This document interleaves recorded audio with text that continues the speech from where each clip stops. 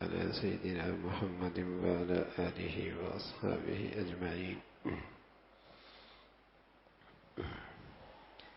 الحمد لله والصلاة والسلام على سيدنا محمد وعلى آله وأصحابه أجمعين.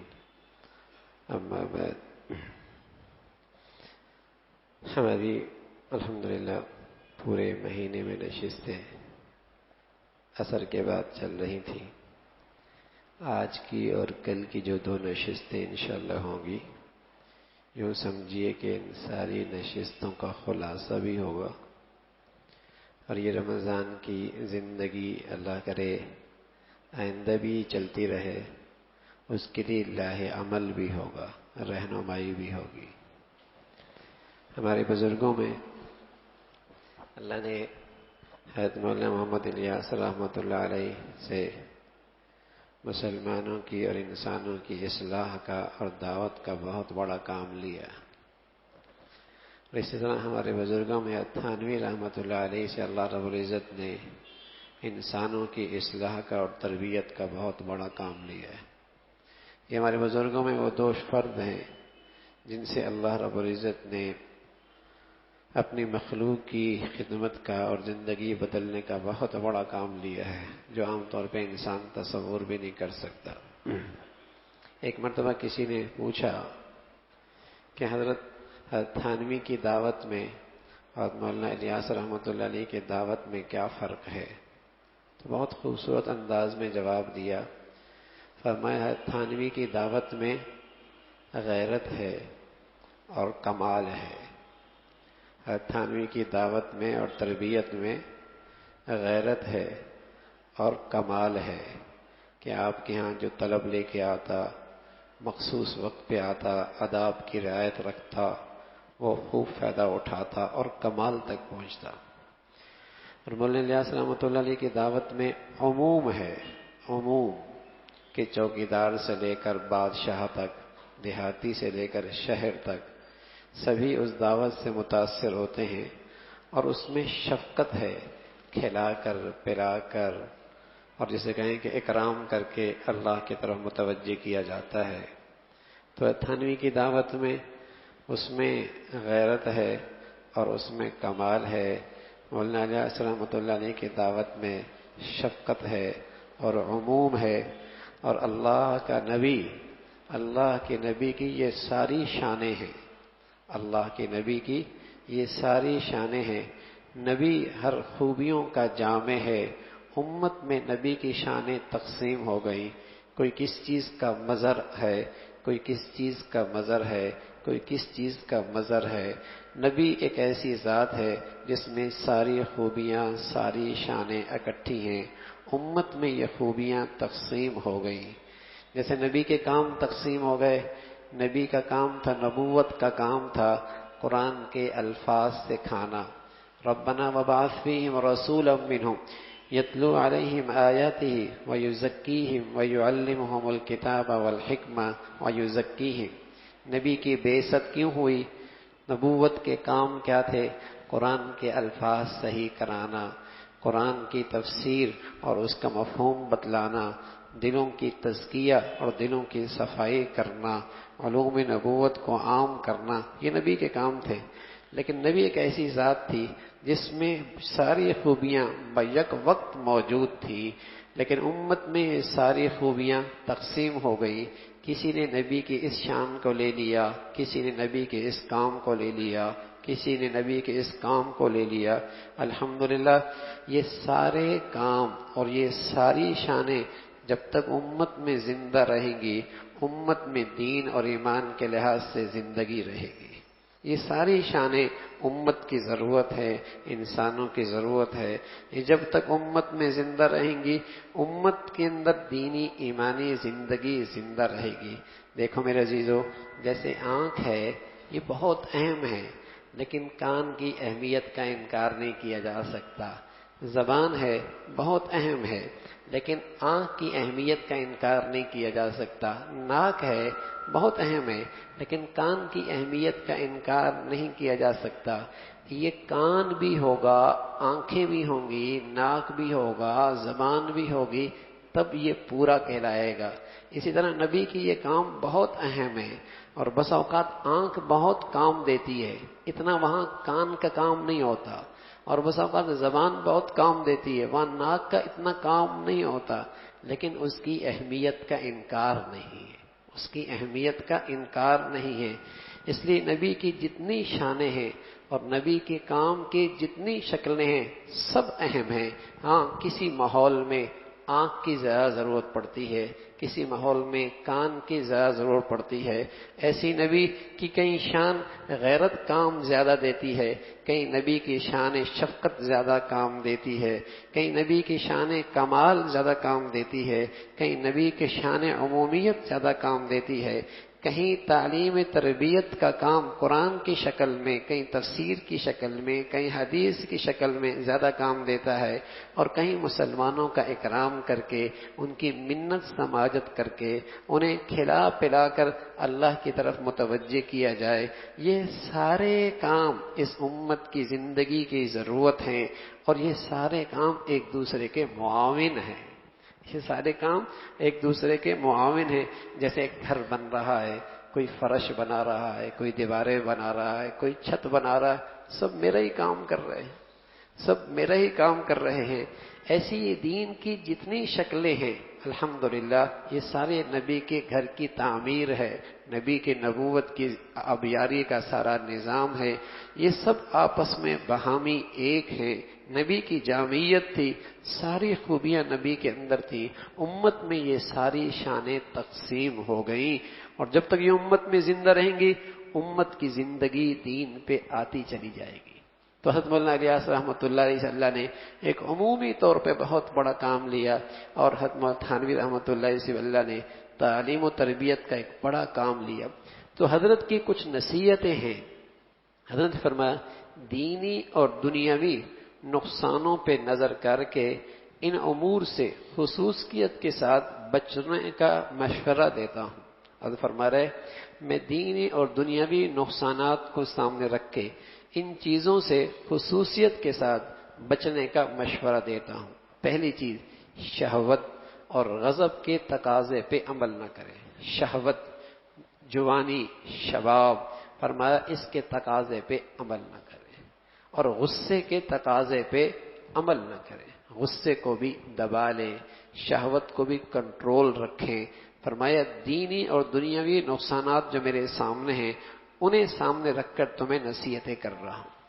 دوسری بات فرمائی تعجیل نہایت بری چیز ہے، جلد بازی فرمایا بہت بری چیز ہے۔ بے مشورہ کوئی کام نہ کرے، کوئی کام بے مشورہ نہ کرے، اللہ سے استخارہ کر لیا کرے، اللہ سے استخارہ کرے، اہل لوگوں سے جن کی تقوی پر، جن کے علم پر، جس معاملے میں آپ مشورہ کرنا چاہ رہے ہیں، آپ کو پتہ ہے یہ اس کے بارے میں اچھا جانتے ہیں لیکن ہیں بھی متقی، تو آپ ان سے مشورہ کر لیا کریں، بے مشورہ کوئی کام نہ کیا کریں۔ فرمایا غیبت قطعاً چھوڑ دیں، غیبت قطعاً چھوڑ دیں، کسی کی پیٹھ پیچھے کسی کا تذکرہ نہ کریں۔ فرمایا غیبت قطعاً چھوڑ دیں۔ کثرت کلام، بہت زیادہ بولنا اور بہت زیادہ ملنا جلنا اگرچہ جائز ہو، اس میں حد الامکان احتیاط کریں، اور خصوصاً جب ہر کس و ناقص کو اپنا رازدار بنا لیا جائے، یہ نہایت بری چیز ہے۔ ہر شخص کو اپنے راز بتا رہا ہے، اپنے دل کی باتیں بتا رہا ہے، ہر شخص کو، کوئی نہیں جانتا پہچانتا، بس ذرا سا تعلق بنا سارے گھر کی کہانیاں کھول دی۔ فرمایا میں مشورہ دے رہا ہوں اس سے احتیاط کی جائے۔ بدون پوری رغبت کے کھانا ہرگز نہ کھائے، اور بدون سخت تقاضے کے ہم بستر نہ ہو۔ زوجیت کا حق بھی جب سخت ضرورت ہو تب ادا کرے، کھانے کی بھی جب ضرورت ہو تب وہ کھائے، پیٹ بھرا کھانا نہ کھائے، اور بغیر ضرورت کے زوجیت کا حق ادا نہ کرے۔ دونوں جسم کے لیے سخت مضر ہیں، دونوں جسم کے لیے سخت مضر ہیں۔ بدون سخت حاجت کے قرضہ نہ لے، بدون سخت حاجت کے قرضہ نہ لے، فضول خرچی کے پاس نہ جائے، فضول خرچی کے پاس نہ جائے، غیر ضروری سامان جمع کرنے کی فکر نہ کرے، سخت مزاجی تند خوئی کی عادت نہ کرے بلکہ نرمی تحمل کو اپنا شعار بنائے۔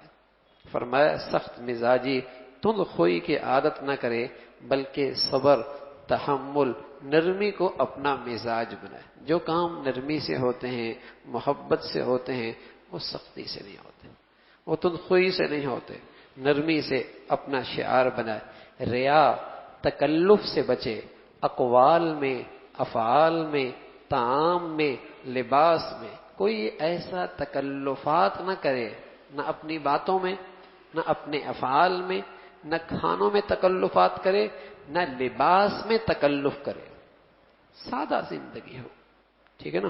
اور جیسے کہیں کہ تکلفات سے بچ کر زندگی گزارے، زندگی بہت آسان ہوگی، زندگی بہت آسان ہوگی۔ تکلفات سے اپنے اقوال کو بھی دور رکھے، اپنے افعال کو بھی دور رکھے، اپنے کھانوں کو بھی دور رکھے، اپنے لباس کو بھی دور رکھے۔ فرمایا مقتدا کو چاہیے، امام کو مقتدا کو چاہیے کہ عمراء سے بدخلقی نہ کرے اور نہ زیادہ اختلاط کرے اور نہ ان کو حد الامتحان ان کو اپنا مقصود بنائے، بالخصوص دنیاوی منافع حاصل کرنے کے لیے۔ معاملات کی صفائی عبادت سے زیادہ محتم بشان سمجھے۔ فرمایا عبادت بھی بہت مبارک، لیکن معاملات کو اپنی زندگی میں عبادت سے زیادہ اہمیت دے، اس لیے کہ عبادت کا تعلق براہ راست اللہ کے ساتھ ہے، اور معاملات کا تعلق اللہ کے ساتھ بھی ہے، اللہ کے بندوں کے ساتھ بھی ہے۔ فرمایا معاملات کی صفائی کو عبادات سے زیادہ محتم بشان سمجھے، ان کی صفائی اور اس میں دیانت کا عبادات سے زیادہ اہتمام کرے۔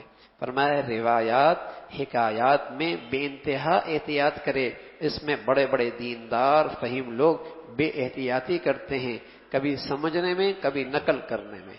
روایات حکایات، میرے موبائل پہ میسج آ گیا ہدایت کا اور میں نے اس کو آگے منتقل کر دی، کوئی پتہ نہیں صحیح ہے غلط ہے، میں نے کہیں سے حکایت سن لی اور اس کو آگے بیان کر دی، کوئی پتہ نہیں صحیح ہے غلط ہے۔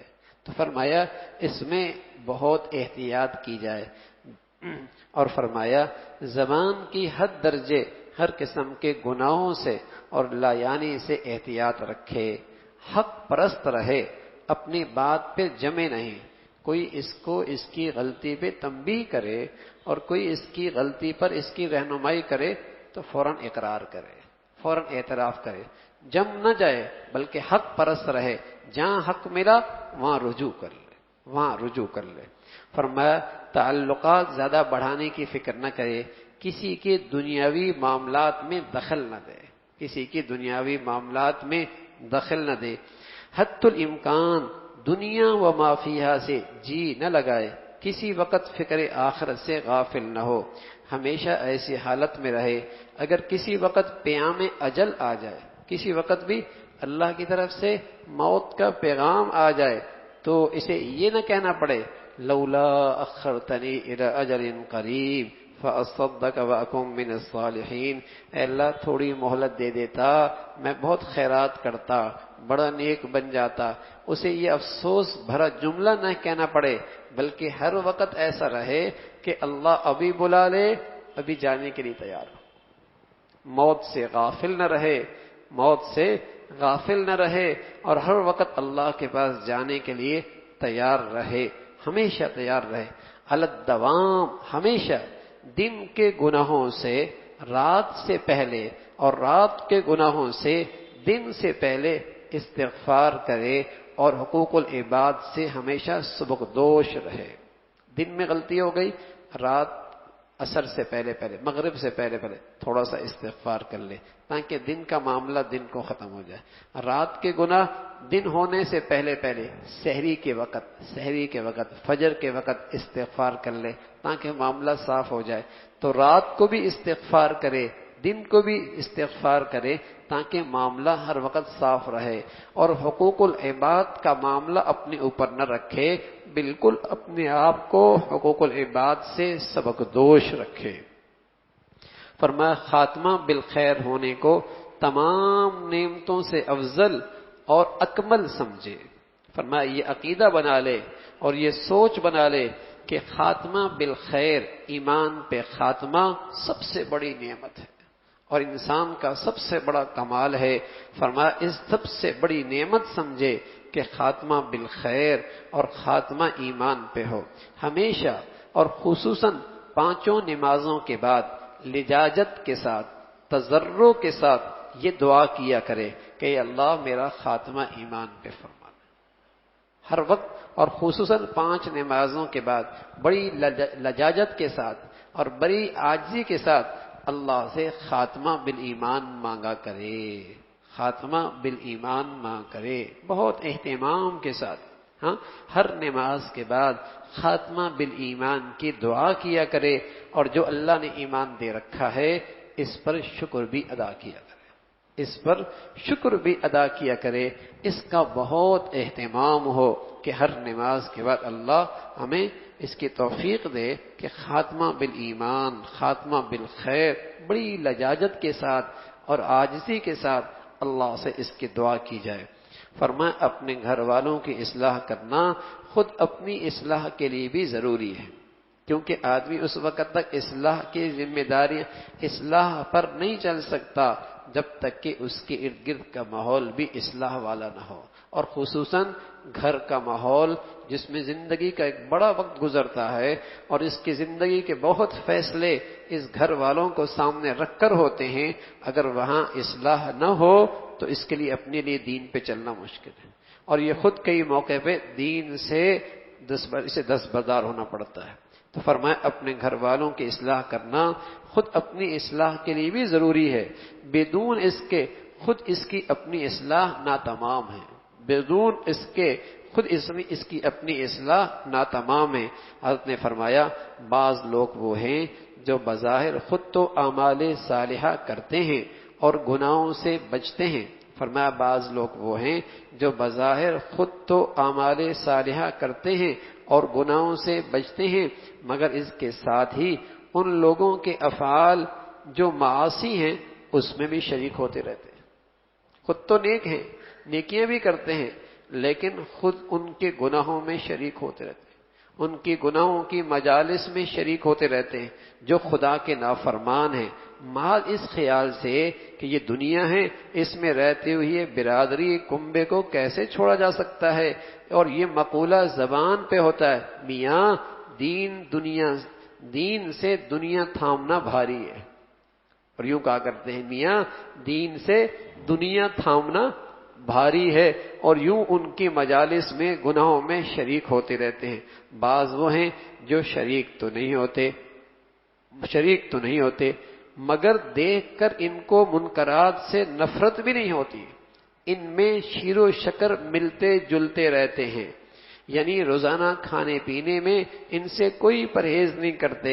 حاصل یہ ہے اپنی کسی برتاؤ سے اس پر ان گناہوں پر نفرت کا اظہار نہیں کرتے، اور اس پر شرکت اور سکوت ایک مستقل گناہ ہے۔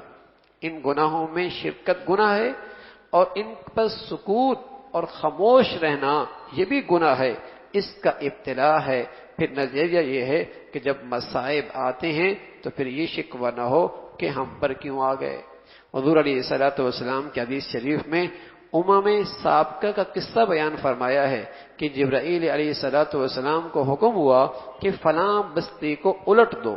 عرض کیا اے اللہ فلاں شخص اس بستی میں ایسا ہے اس نے کبھی کوئی آپ کی نافرمانی نہیں کی، ایسا شخص بھی ہے جس نے کبھی آپ کی نافرمانی نہیں کی۔ حق تعالیٰ فرماتے ہیں اس کے ساتھ الٹ دو، وہ بھی انہی میں سے ہے، اس لیے کہ ہماری نافرمانی دیکھتا تھا اور کبھی اس کے تیور میں بل نہ پڑتا تھا، ہماری نافرمانی دیکھتا تھا اور کبھی اس کے تیور پہ بل نہ پڑتا تھا۔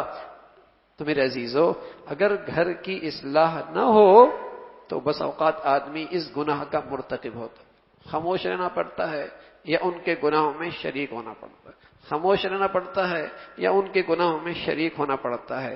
تو گھر کی اصلاح بھی اپنی اصلاح کا ایک بڑا حصہ ہے، اس کے بغیر اپنی اصلاح نہیں رہ سکتی اور اپنی اصلاح نہیں ہو سکتی۔ فرمایا دیکھو بھائی اس کی مثال تو دنیا میں موجود ہے، جو شخص حکومت اور سلطنت کے باغیوں سے میل رکھتا ہے، جو شخص حکومت اور سلطنت کے باغیوں سے میل جول رکھتا ہے وہ بھی باغیوں میں شمار ہوتا ہے۔ جو شخص سلطنت اور سلطنت کے باغیوں سے میل جول رکھتا ہے یا ان کو امداد دیتا ہے وہ شخص بھی باغیوں میں شمار کیا جاتا ہے۔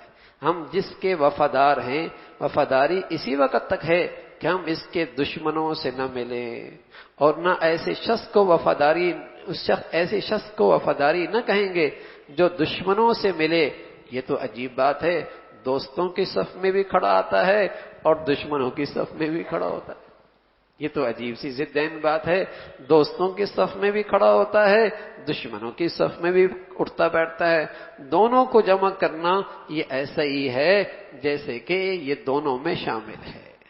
تو میرے عزیزو، جہاں اپنی اصلاح کی فکر بہت مبارک ہے، وہاں بہت درد کے ساتھ اور بہت فکر کے ساتھ ہم اپنے گھروں کی اصلاح کی بھی فکر کریں، ہم اپنے گھروں کی بھی اصلاح کی فکر کریں۔